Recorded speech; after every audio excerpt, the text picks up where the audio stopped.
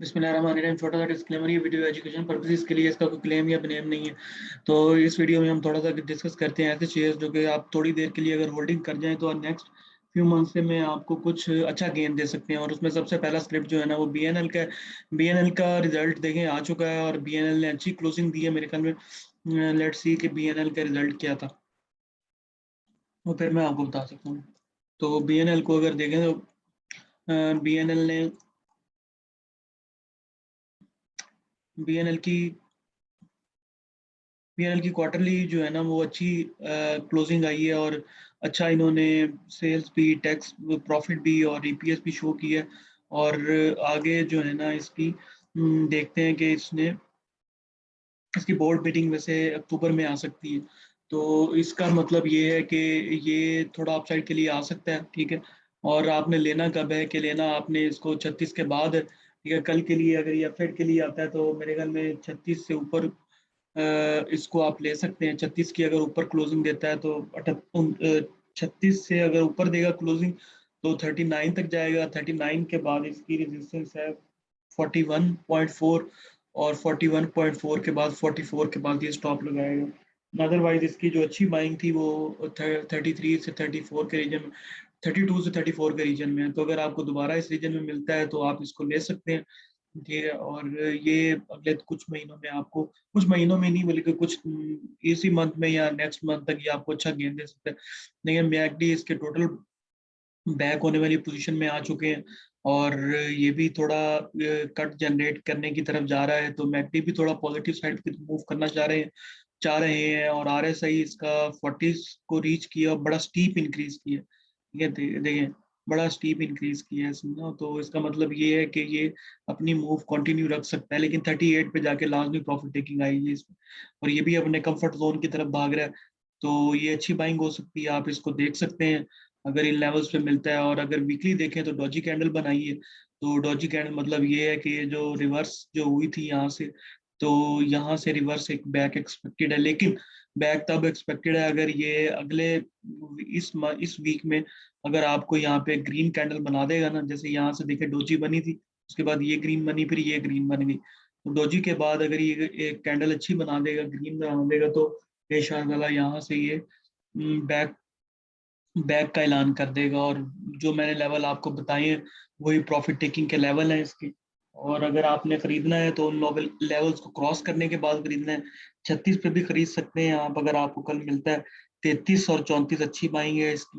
बाकी आपको जहाँ पे मिलता है वहां पे ये अकोमोडेट कर सकते हैं। और इस मंथ में इसका स्टार्ट जरा बेहतर हुआ है और अगर इस मंथ में बेहतर हुआ तो इसने 46 का हाई लगाया था। एक्सपेक्टेड यही है कि ये भी इस मंथ में जो है ना वो अच्छा परफॉर्म कर सकता है ड्यू टू रिजल्ट। इसका रिजल्ट भी अच्छा ही एक्सपेक्टेड है। तो उसके बाद दूसरा स्क्रिप्ट देख लें हम, सर्फ।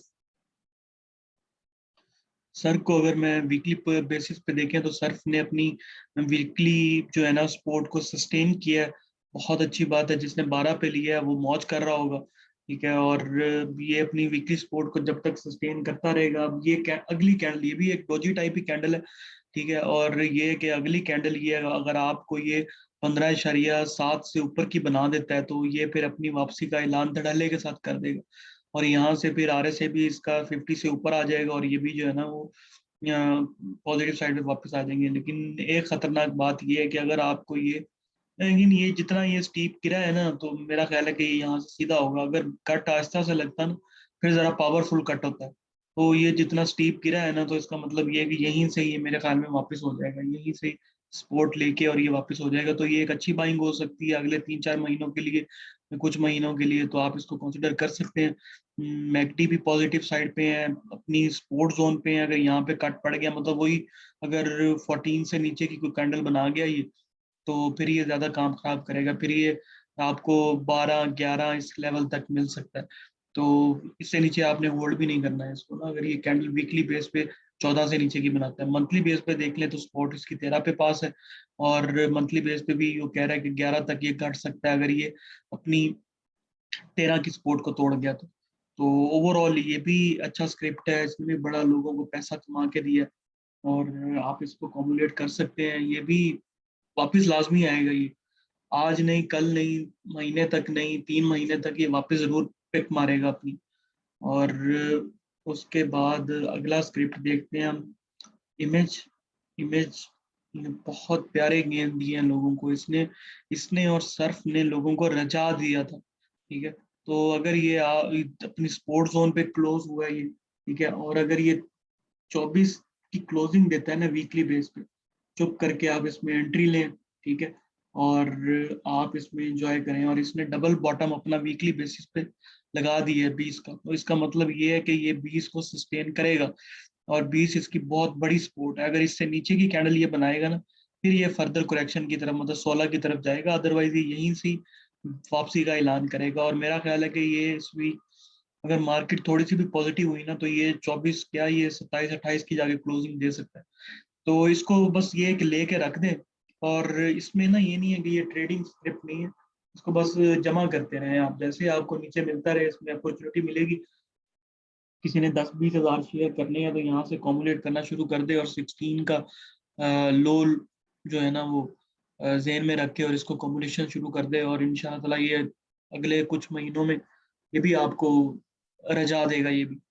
और उसके बाद मैं RSI इसका पॉजिटिव 50 से ऊपर है, ये भी इंशाल्लाह ताला इस वीक में एक्सपेक्टेड है। अगर मार्केट 43,800 को सस्टेन कर लेना, तो ये भी इंशाल्लाह ताला इसी वीक में वापस आ जाएगा। अब मार्केट के ऊपर है सारा इसका भी काम, क्योंकि इसने जो मूव बनानी थी वो तो ये दे चुका है, ठीक है। और अब इसमें थोड़ी मूव आएगी, थोड़े एक आध महीने बाद ही, लेकिन ये है कि इन लेवल्स पे लोग इसको जमा करते जा रहे हैं, और जो इन लेवल्स पे इनको जमा कर लेगा ना, वही आगे कामयाब रहेगा।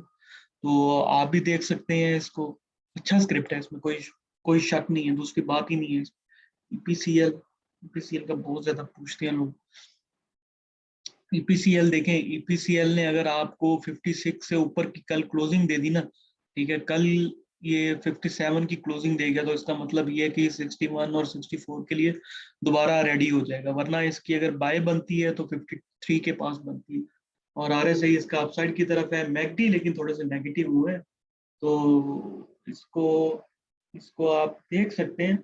लेकिन ये है कि ये थोड़ा सा अभी ना ऊपर वाले लेवल्स के ऊपर है। अगर ये 53 से नीचे अगर 53 की कैंडल बनाए ना, अगर वीकली बेस पे ये 53 की कैंडल बना दे, तो इसको ना फिर 47 के करीब करीब आप लीजिएगा। तो वरना ये है कि जब तक ये 54 से ऊपर है, तो उस वक्त तक ये जो है ना वो अपसाइड मारेगा। और 57 से ऊपर की अगर ये कल कैंडल बना गया ना, तो फिर ये थोड़ा अच्छा, मतलब 59 से 61 की तरफ आएगा, और ये भी मार्केट के ऊपर डिपेंडेंट है, ठीक है।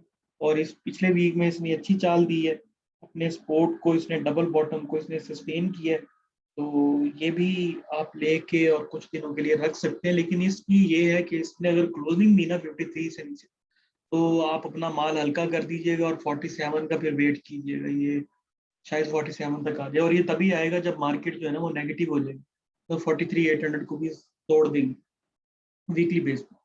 तो मंथली बेस पे देखें तो इसकी सपोर्ट 52 के पास है, ठीक है, 52 53 इसका सपोर्ट रीजन है। तो ये है कि ये अगर नीचे भी आएगा ना, तो यहीं से वापस हो जाएगा। तो आप इसको भी देख सकते हैं, ये भी अच्छा स्क्रिप्ट है अगले कुछ महीनों के लिए। स्टोचैस्टिक आपको कह रही है कि ये शायद 52 53 के पास मार्केट अगर नेगेटिव हो तो आपको मिल सकता है, तो एक अच्छी बाइंग हो सकती है। लेकिन मैं आपको पहले बता रहा हूँ कि 52 53 से नीचे फिर आपने बैठना नहीं है वीकली बेसिस।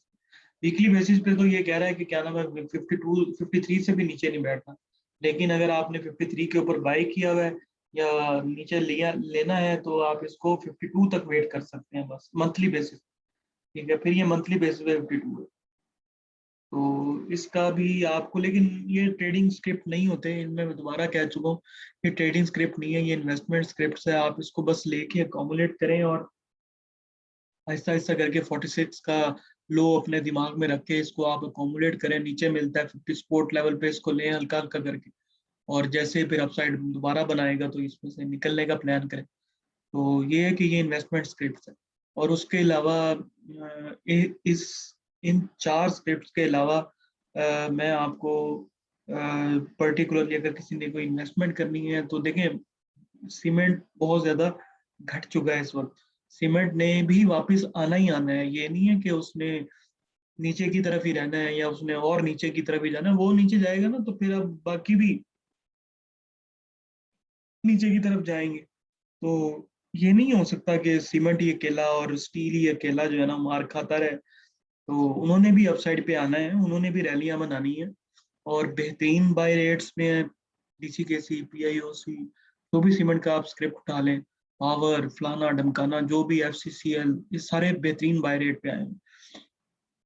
इनको भी आप अकोमोडेट कर सकते हैं और सारी जिंदगी कोल ने जो है ना वो ऊपर ही नहीं बैठना। ठीक है, कोल ने भी नीचे आना है और आज नहीं आएगा, 2 महीने तक आ जाएगा, 3 महीने तक आ जाएगा। लेकिन ये है कि जो आपको फिर सीमेंट गेन देगा ना, उसका कोई मुकाबला, जितनी तेजी से ये नीचे आया है ना, ये उतनी तेजी से ऊपर भी जाएगा। और इंशाल्लाह ताला ये फिर आपको ऐसा गेन देगा कि आप के सारे लॉसेस पूरे हो जाएंगे। तो इनमें भी आप देख सकते हैं और शेल में भी देख सकते हैं। तो ये 5-6 स्क्रिप्ट हैं जो कि मतलब कि आपको फ्यूचर में बहुत अच्छे गेन दे सकते हैं। तो अकोमोडेशन बनती है, ये नहीं है कि एकदम आपने लेके बैठ जाना है और वेट करना है जी बस आज से ये जो है ना अपसाइड शुरू कर दे, ऐसा कभी भी नहीं होता। आपने हमेशा स्पोर्ट लेवल पे एक स्ट्रेटेजी बनानी होती है, एक दो शेयर्स पकड़े, उनकी स्ट्रेटेजी बनाएं, उनको स्पोर्ट लेवल पे बाय करें, जो भी उनके सपोर्ट्स लेवल है और जो भी उनके रेजिस्टेंस लेवल है उन पे आप सेलिंग करें, सेलिंग करते रहें, बाय करते रहें, सेलिंग करते रहें, बाय करते रहें, पार्शियल बाइंग करें, पार्शियल सेलिंग करें, आप कभी भी लॉस में नहीं आएंगे। तो ये मेरी तरफ से थी इस वीडियो में इतना ही। अपना ख्याल रखिएगा और इस चैनल को लाइक करें, सब्सक्राइब करें और वीडियो को पूरा देखा करें और ताकि आपको मैक्सिमम बेनिफिट हो सके। Thank you very much.